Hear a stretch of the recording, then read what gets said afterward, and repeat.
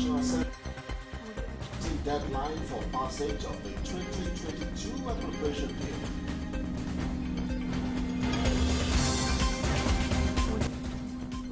The Supreme Court affirms Professor Charles Soludo as national candidate of the All Progressives Grand Alliance in Anambra elections.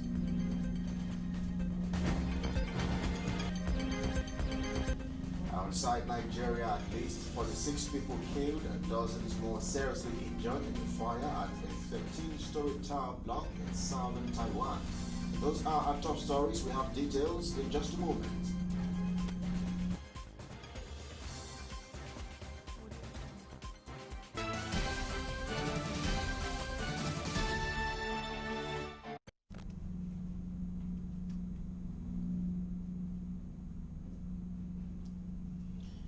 And now, wherever you're watching from around the world, we are live from our headquarters here in Lagos, Nigeria. I am Kelly Egiga. On our first story, President Muhammadu Buhari has directed ministries, departments, and agencies, MDAs, to give priority to indigenous professionals for planning, design, and execution of national projects, admonishing that foreign professionals should only be considered where it had been certified that the expertise was not available. Now, speaking at the inauguration of the Presidential Monitoring and Evaluation Council of Executive Order 5 at the State House, Abuja, on Thursday, President Buhari said government shall introduce margin of preference in national competitive bidding in contracting the evaluation of tenders from indigenous suppliers of goods manufactured locally over foreign goods. He said all MDAs shall ensure that any professional participating in Nigeria must be duly registered with the appropriate regulatory body in the country. In the meantime, President Muhammadu Buhari says the United Nations Development Program, UNDP, deserves accolades for their assistance it renders to Nigeria in diverse ways, particularly in stabilizing the Northeast. The President spoke Thursday at State House, Abuja, while playing host to Haruna Ezekwanwa, head of the UNDP Regional Bureau for Africa, said the federal government was doing its best to rehabilitate internally displaced persons, IDPs, and return them to their ancestral homes, but with meager resources, assistance from bodies like the UNDP comes very handy. Now, away from the presidency, the National Assembly has set December 15th deadline for passage of the 2022 appropriation bill presented by Mr. President last Thursday. This was even as the lawmakers gave all ministries, departments, and agencies, MDAs, a window of 2 weeks to defend their budgets before its committees. In a related development, the Committee on Appropriations rolled out the schedule for the budget defense with government parastatals for the passage of the appropriation bill. When it comes to budget, especially for our legislators, where members or distinguished senators domicile their projects, we have to look at agencies within that mandate. We have a lot of corrigendums this year, which you see most budget office rejected processing. If we have projects, assume now we have projects for classroom. You have classroom, and you are taking your classroom to Federal Ministry of Agriculture. It's not done. Now, the lawmakers adjourned plenary till November 9th to allow relevant committees of the House conclude the budget defense process.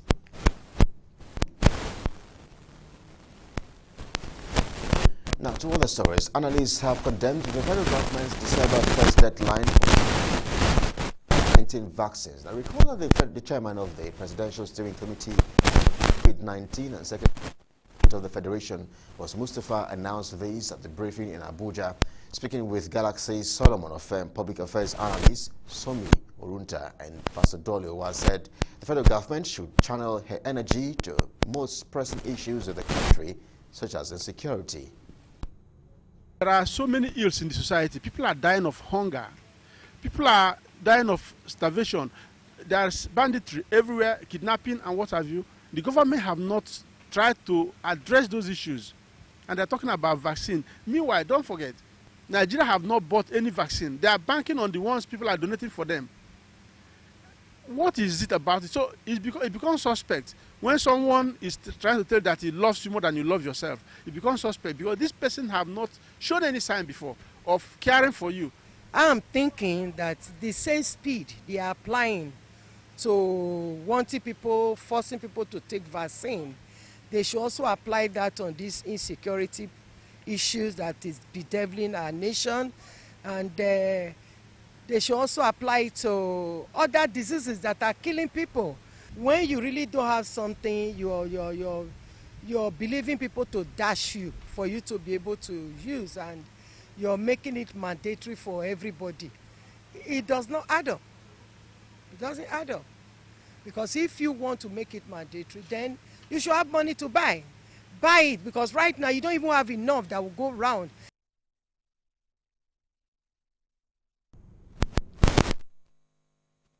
Further insights of this directive by the federal government of the Public Health and Community Medicine Specialist, Department of Community Medicine, Federal joins us live on the news from the Ogun State. Dr. Sani, perhaps does Nigeria have enough vaccines to even accompany the country?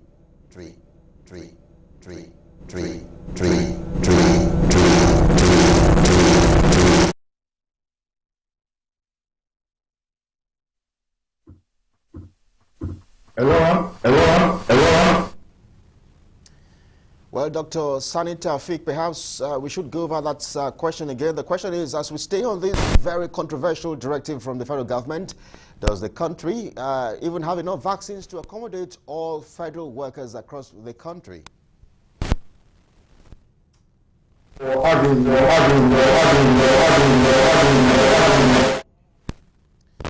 watching the news on Galaxy TV. We'll shift our focus to other matters while we try to fix the audio connection with Dr. Sani Taufeeq from the Federal University Teaching Hospital in Edo-Ekiti. This is Galaxy TV News. Supreme Court affirms Professor Charles Soludo as governorship candidate of the All Progressives Grand Alliance in Anambra election. That story is just ahead. We're back in a moment.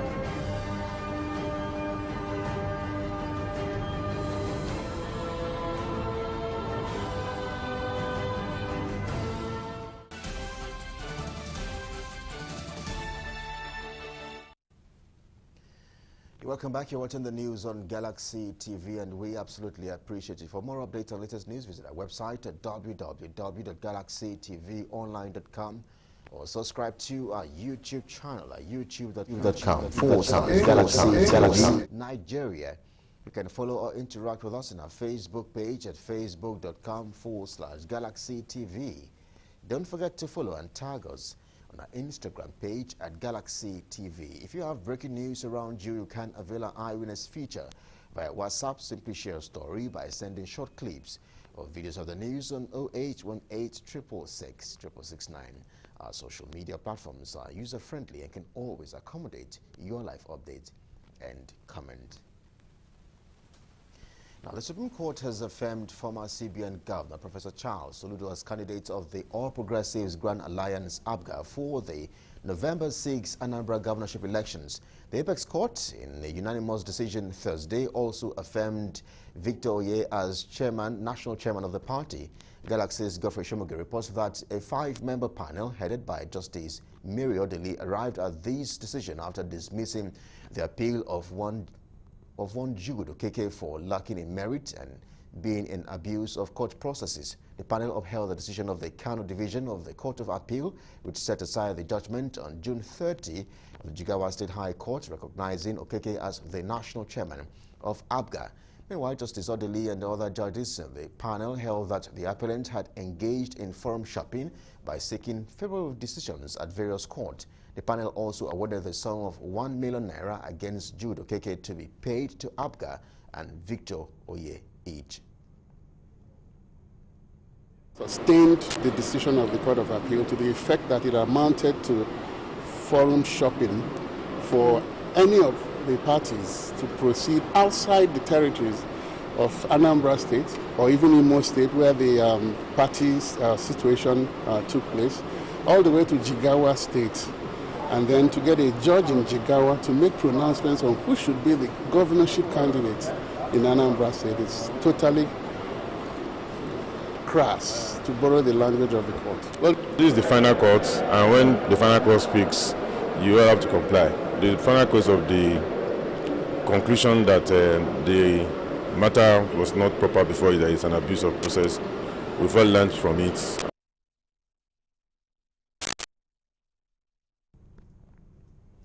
In the meantime, the Inspector General of Police, Usman Akali Baba, says a total of 34,587 police officers would be on election security during the November 6 governorship elections in Anambra State. Made a meeting with commissioners of police in Abuja on Thursday.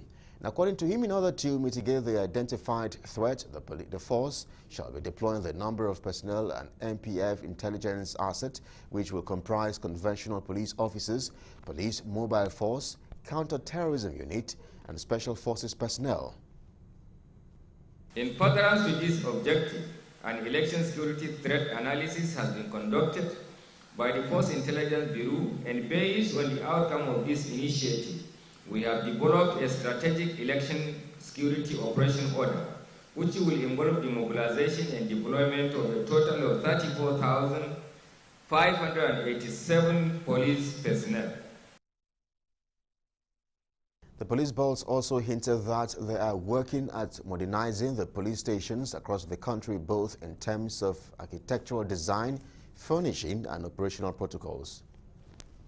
The implementation of this project will soon commence, and the initiative is to create purpose-built, friendly, and befitting working environment for police operations in the spirit of community policing, and to start giving practical effect to our vision of modernizing the Nigeria Police Force.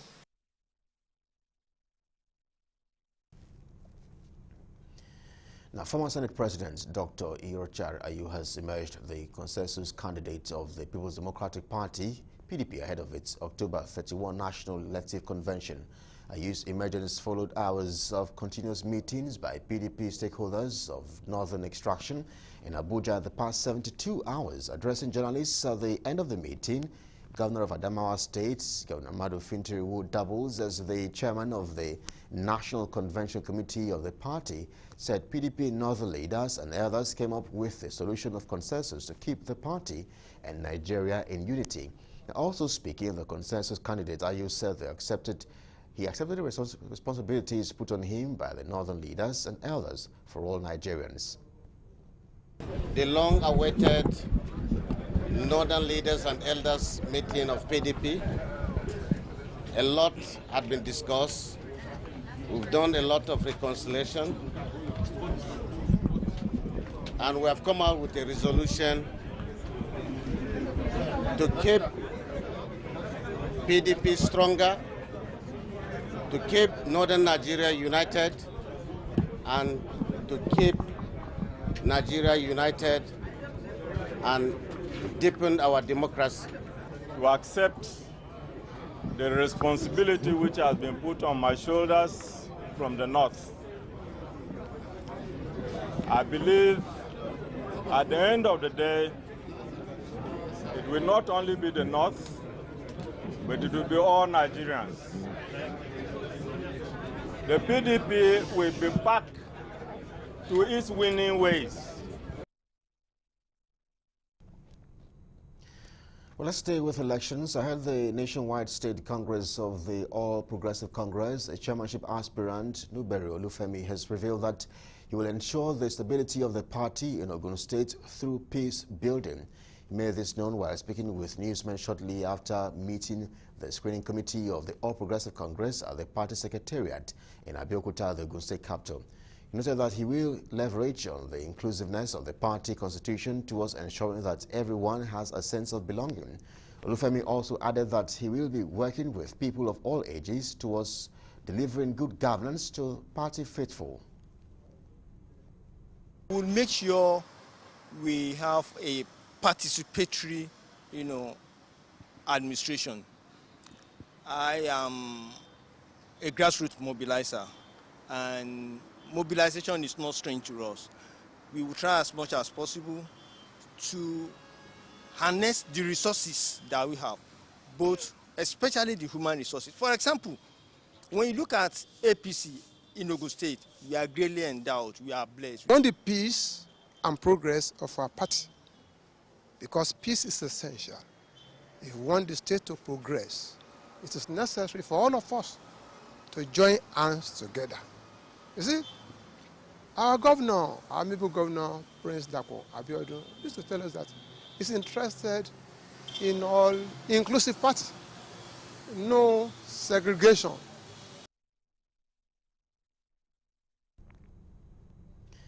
Now, an Abuja magistrate court has admitted to bail the sum of 5 million naira the factional chairman of the Action Alliance, Adekunle Rufai, who faces a lawsuit of alleged defamation of character. Other conditions for granting the defendant's bail is to have him present 2 sureties, one of whom must be a businessman within the jurisdiction of the court.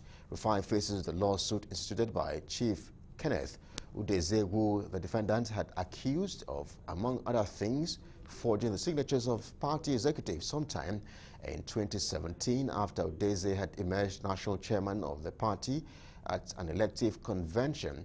Magistrate Abubakar Bello, at the resumed hearing Thursday, granted the defendant's application for bail despite opposition by the complainant on grounds that the defendant had done so orally.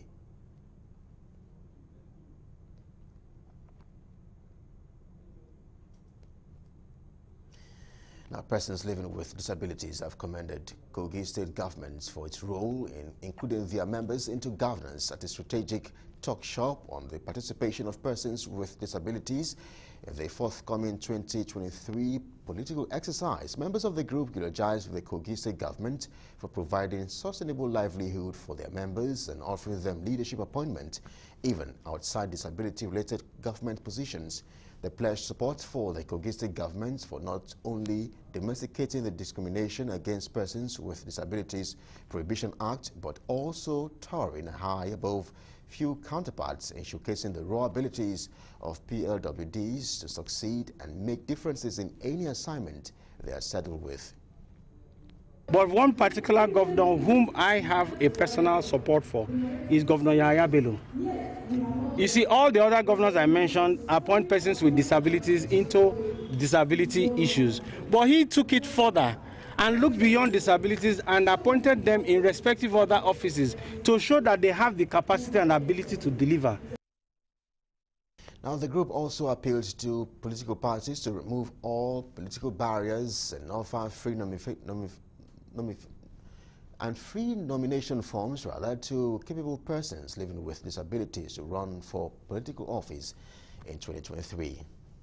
Political parties, there is a law in Nigeria now that says at least 5% of everything done in Nigeria must have persons with disabilities embedded in it. Thanks to President Muhammadu Buhari, who enacted that law, who assented to that law. Going further, we have told political parties you have to remove all barriers, not balance barriers. You have to remove everything.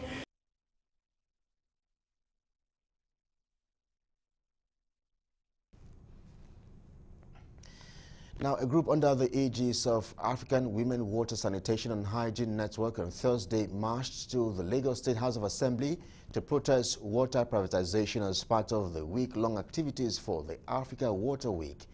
The Africa Water Week holds from October 11 to 15 with countries like Cameroon, Gabon, Ghana, Kenya, Mozambique, Nigeria, Senegal and Uganda participating. Now, speaking of the joint action against water privatization across Africa, some members of the group noted that when water is not easily accessible, it is women that bear the brunt. They called on the government to reject all forms of corporate control of water services, including public-private partnerships, citing that water is the right of every Nigerian. Women are the ones that bear the brunt of water, making water available in their homes, for wash, for cooking, and every other thing that you can think about. So we are saying today that water should be made available, affordable, and it should also be quality. So the government should make water available for the masses. We've started over time on this privatization of water, and women are coming out still asking the government that water, everything about water production and so on, should be in the hands of government, but it should not go to corporations.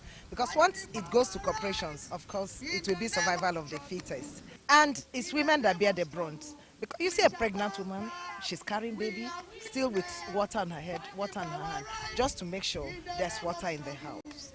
So, and we're saying no to privatization of water, but that water is our human right. The women say no for privatization of water.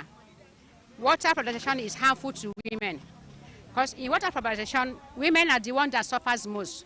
We prepare the food, we see to the cleanliness of the house, we see to the welfare of the family, as well as other things, and even the environment.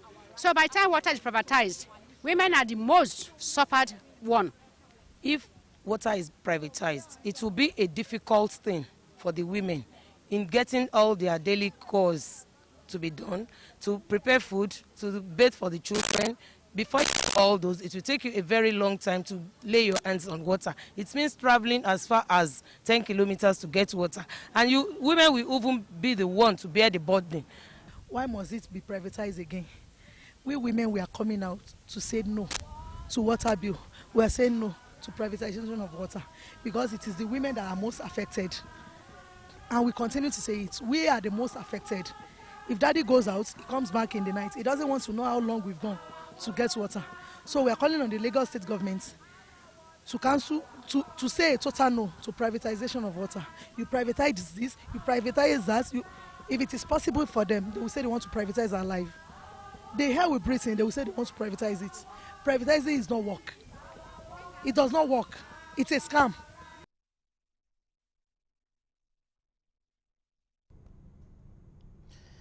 You're watching the news on Galaxy TV. Let's get back to the Shagamu area of Ogun State where Dr. Sani Taufik is standing by. Dr. Taufik, hopefully we can speak with you now. My question earlier was, does the federal government even have enough vaccines to cater for Nigerians and even the federal civil servants? Thank you for having me.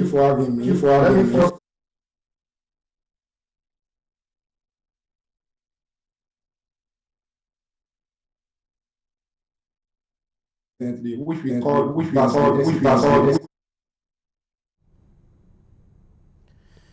Well, Dr. Sani, I'm afraid again we cannot communicate with you this time, but hopefully we can subsequently on a news packet. This is Galaxy TV News. Let's take a breather. We'll be back in just a moment with more reports. Join us again.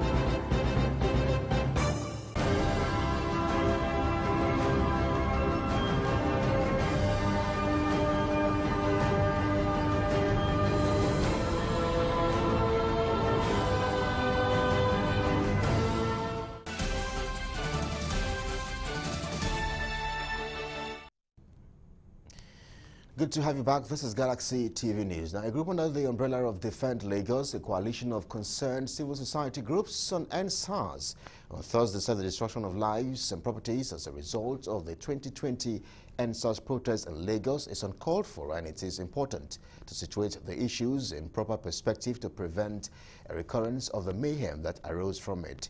Now, speaking on behalf of the group, Nelson Ekujimi said the protest left a sour taste in the mouth of Nigerians and sorrow because of the needless killings of civilians, security agents, looting, destruction of public and private assets that trailed it, especially here in Lagos, which was the hardest hit. He added that all attempts by the government to make the EndSARS protesters see reasons and embrace dialogue failed. However, men and women of goodwill remain consistent in their appeal to the protesters to embrace dialogue with the government, who had acceded to their 5 for 5 demands and call off the protests, but rather they remain defiant and continue to disrupt public peace with the blockade of roads and highways, and violence and crime was on an upward swing as a result of the withdrawal of policemen and other security agencies to their stations and barracks. We recognize the inalienable rights of citizens to ventilate their grievances, but must admonish that it must be exercised within the ambit of the law and with recognition of the fact that other persons' rights must not be infringed upon in the process. We are veterans in struggle. We will not subscribe to any act of anarchy. We will not subscribe to any act of destruction of property or lives of any kind in the case of protest. Galaxy's Daniel Tanimu reports that the group appealed to those planning to stage another anniversary protest to have a rethink and further call on the Nigeria Police Force to recognize the fundamental rights of citizens and show professionalism in its efforts to protect lives and properties in the state. We appeal to those planning to stage another anniversary protest to have a rethink in view of the likelihood of the forces of evil hijacking their protests again to unleash mayhem. We call on the Nigerian police to recognize the fundamental rights of citizens and urge it to exhibit professionalism in its effort to protect the economic and human rights of Lagosians to move about without let or hindrance.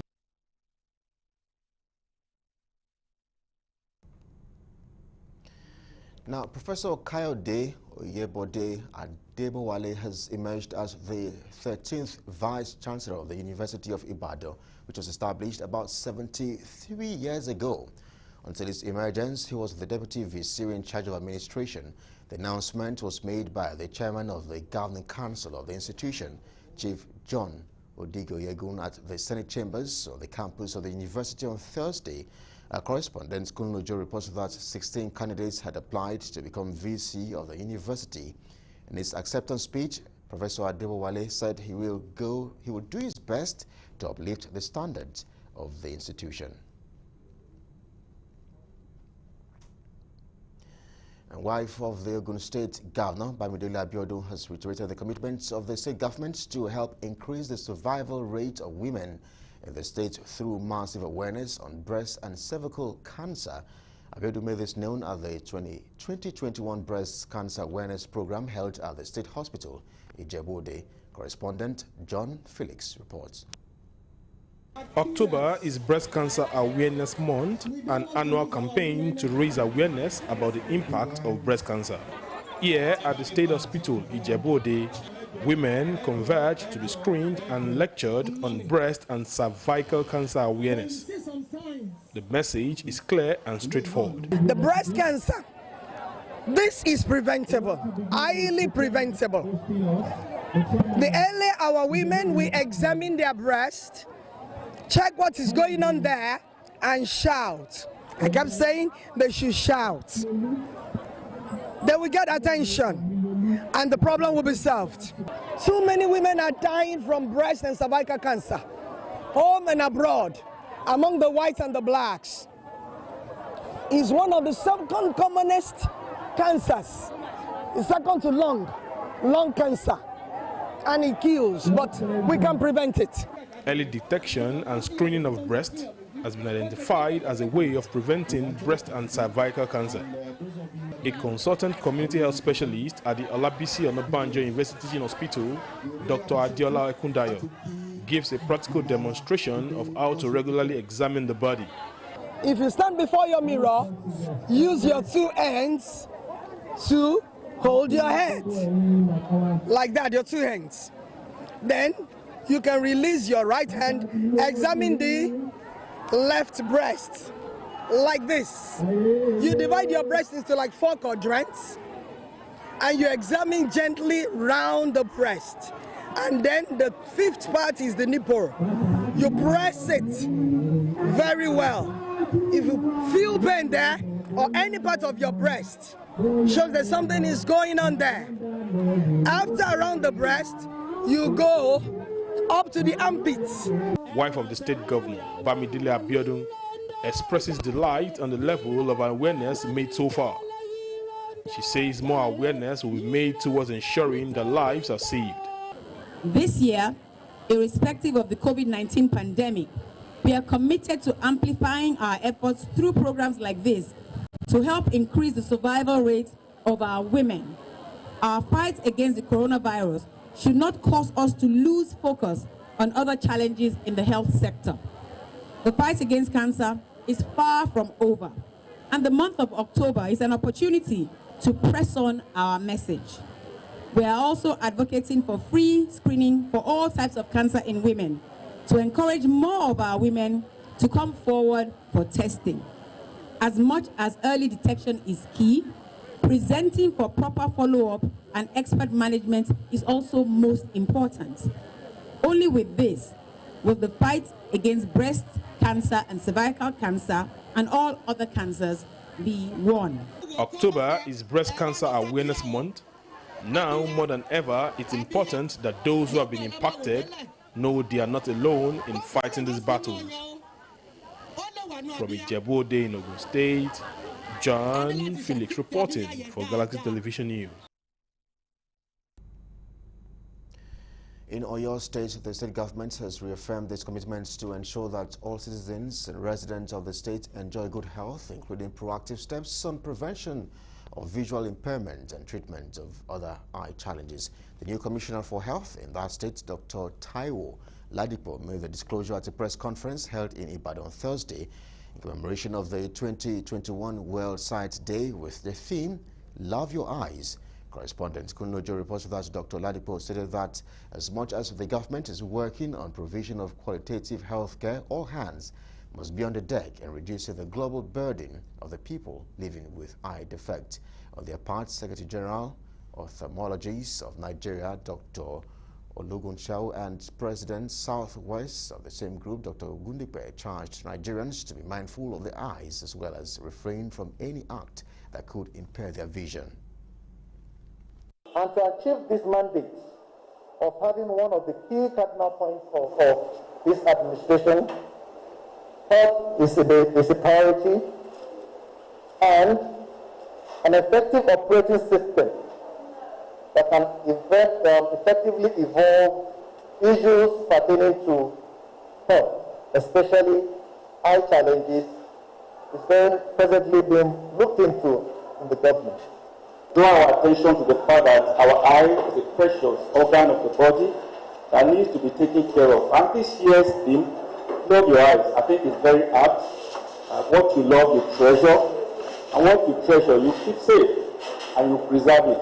On World Sight Day is that there's going to be a massive rush of people to health facilities to get their eyes checked because we told them to go and do so.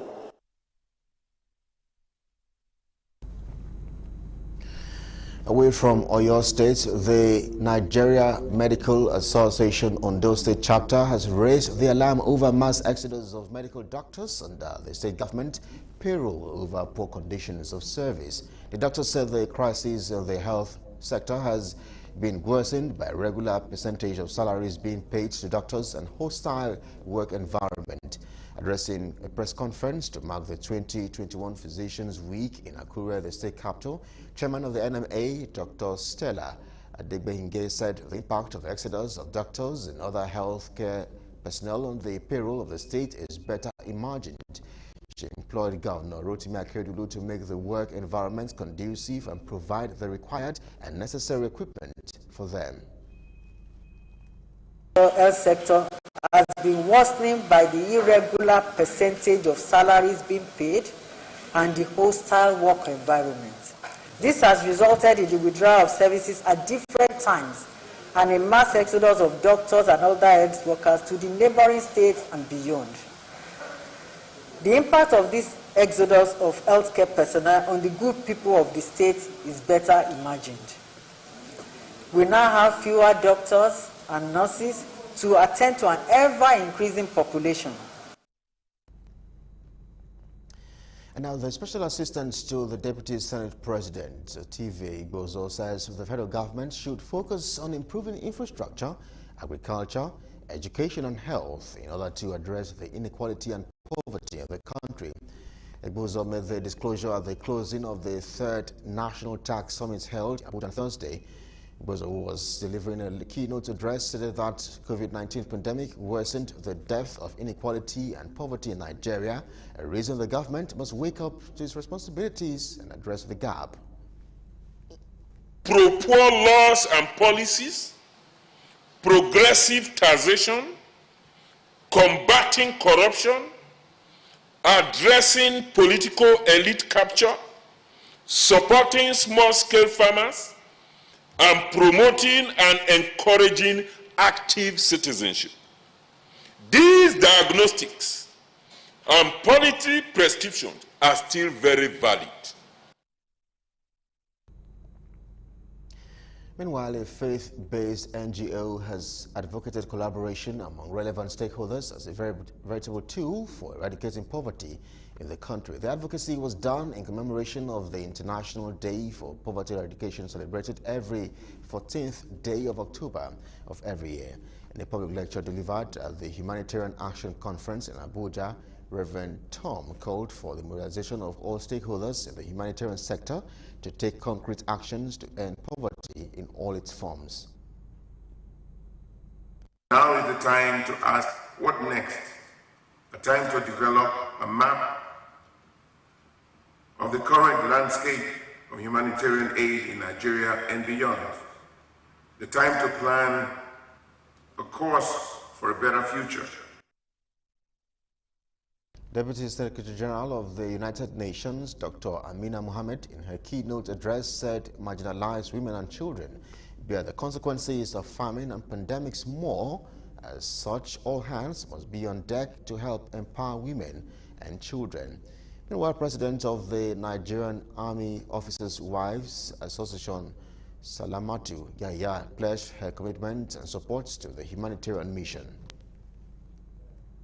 Women and girls with disabilities, older women, widows, and single-headed households, indigenous women and girls, and adolescent girls are further marginalized.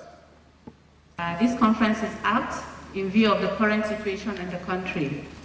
The fact that the conference is meant to bring together development partners, donors, experts in public and private sectors to discuss issues, challenges and lessons learned on humanitarian aid and poverty eradication among women and children is very laudable. Now, Nemesis caught up with 3 teenagers as they were arrested by men of the Ogun State Police Command after killing a commercial motorcyclist and stole his motorcycle in a Kenya local government area of the state. The 3 teenagers were arrested for allegedly killing Bashiru Umaru before snatching his motorcycle. The police public relations officer in that state, Abimbola Oyemi, said this in a statement on Thursday. The PPRO added that the suspects were arrested on the 8th of October 2021. An Edo State civil society group under the aegis of One Love Foundation have berated the Minister of Works over the deplorable state of the Benin-Warri Expressway. The group were displaying placards in a peaceful protest, barricaded the road at the RCC junction of Warri-Sapele Road axis to send a strong message to the federal government. President of the group, Comrade Patrick Eholo blamed the Minister of Works over what they described as insensitivity to the plight of the people.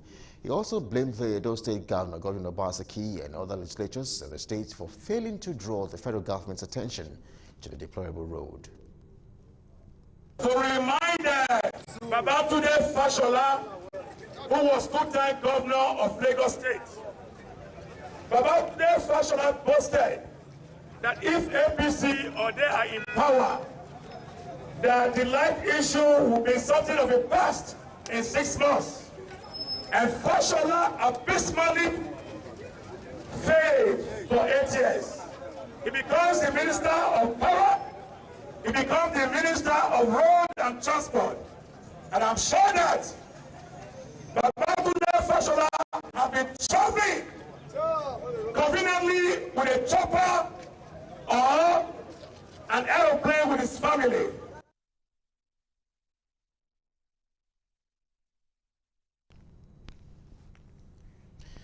Watching the news on Galaxy TV, let's join our international desk for more stories. Please stay with us.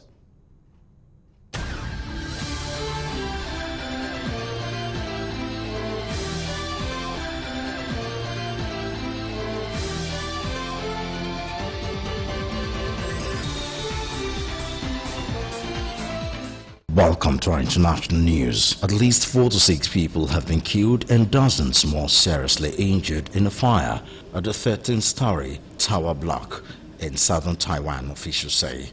A residential and commercial building in the city of Kaohsiung caught fire in the early hours of Thursday morning, the local fire department said. It took firefighters more than 4 hours to extinguish the blaze. The fire department told newsmen that 79 people have been taken to hospital, including 14 in serious condition. The cause of the fire is unclear and investigators are at the scene.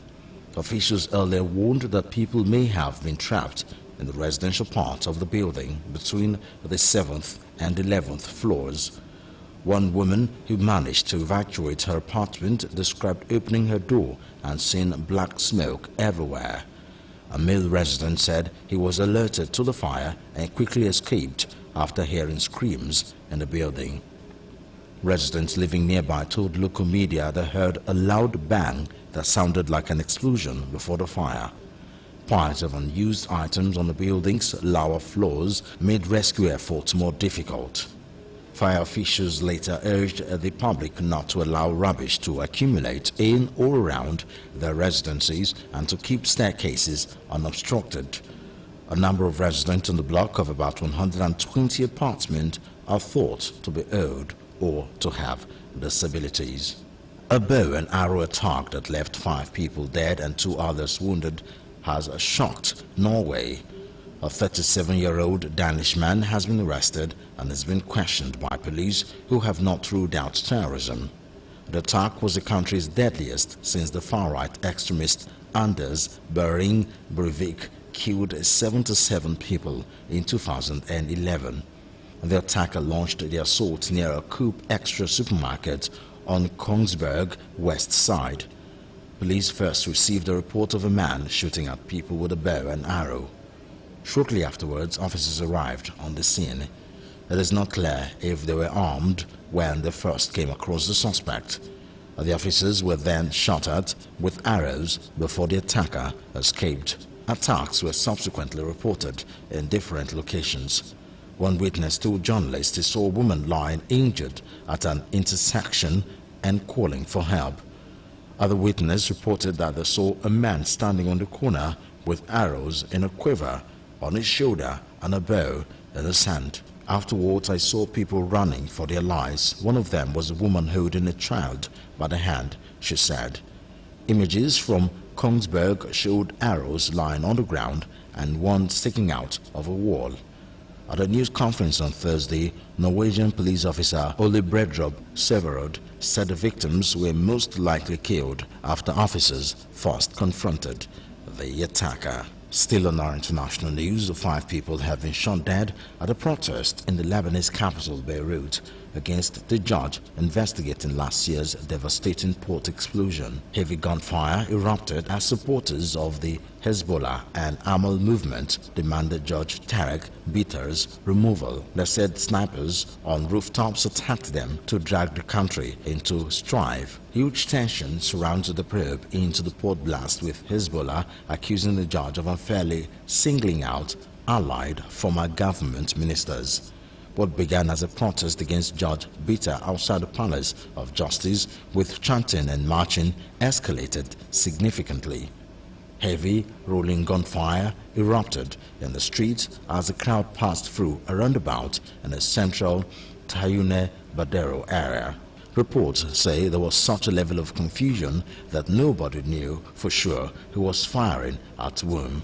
Hospital and military sources said the dead included 2 men who were shot in the head and the chest, as well as a woman who was hit by a stray bullet while inside her home. Bullet also landed near a local school, forcing students to duck for cover under their desks. Finally, on our news, a Chinese court has sentenced a man to death for murdering his ex-wife by dousing her in petrol and setting her alight as she was live streaming. The case caused outrage across the country and prompted renewed debate about violence against women. Tang Liu's crime was extremely cruel and the social impact was extremely bad, the court statement said. Lamu, a Tibetan, had hundreds of thousands of followers on Douyin, China's version of TikTok. The mother of 2 was known for her upbeat posts on Rural Live and was praised for not using makeup in her videos, which had millions of likes. Her videos showed her foraging in the mountains, cooking and miming to songs wearing traditional Tibetan clothing. Lamu divorced Tang, who the court said had a history of violence against her, in June 2020, about 3 months before the fatal attack at her father's home. She suffered burns of 90 degrees of her body and died 2 weeks later. The court in Aba Prefecture, a remote rural area in the southwest of Sichuan province, where a large number of ethnic Tibetans live, said Tang deserved severe punishment in accordance with the law. About a quarter of married women in China have experienced domestic abuse, according to a 2013 study by the All China Women's Federation. And that is our international news.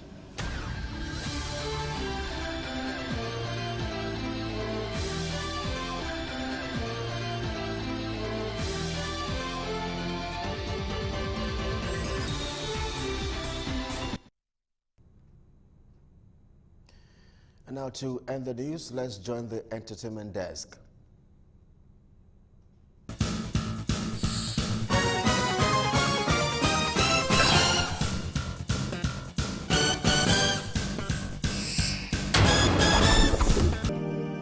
Welcome to Entertainment News. Yomi Casual has thanked his wife, Grace Macron, for all the things she's done for him, including choosing him despite having a better option 4 years ago.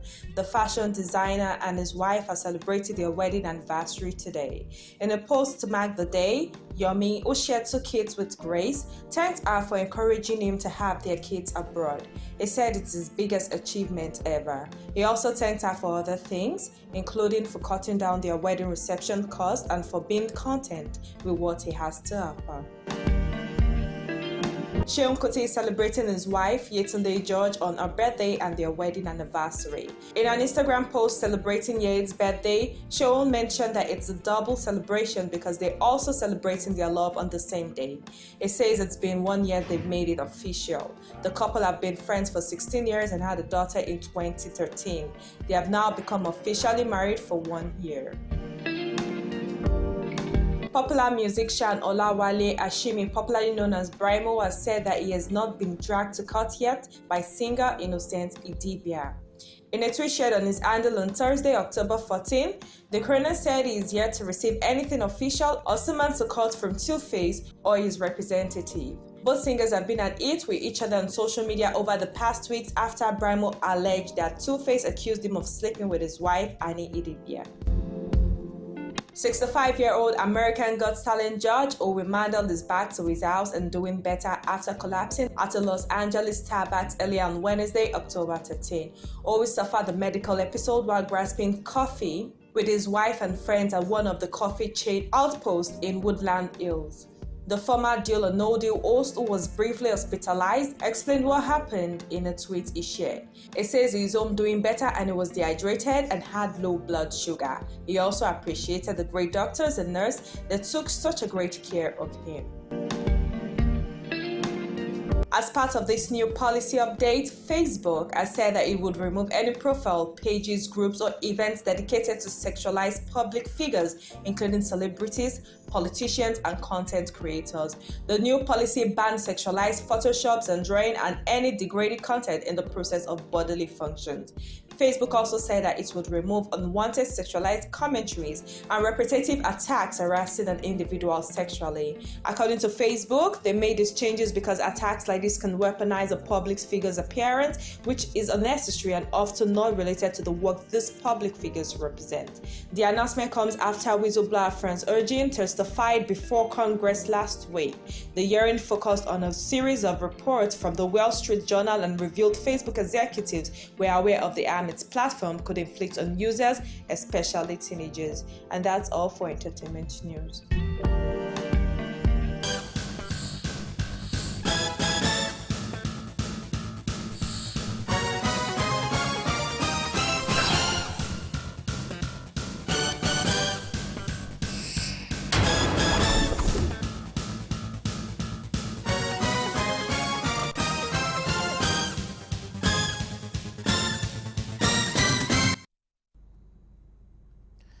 And with that report, we conclude our news at this time. But for more updates and latest news, visit our website at www.galaxytvonline.com or subscribe to our YouTube channel at youtube.com/GalaxyTV Nigeria. You can follow or interact with us on our Facebook page at facebook.com/GalaxyTV. Don't forget to follow and tag us on our Instagram page at GalaxyTV. If you have breaking news around you, you can avail our eyewitness feature via WhatsApp. Simply share your story by sending short clips or videos of the news on 0818-666-669. Our social media platforms are user-friendly and can always accommodate your live update and comment. And that's your Galaxy TV News at this time. On behalf of the production team and everyone here, thank you so much for your company. I am Kelly Egiga. Bye-bye.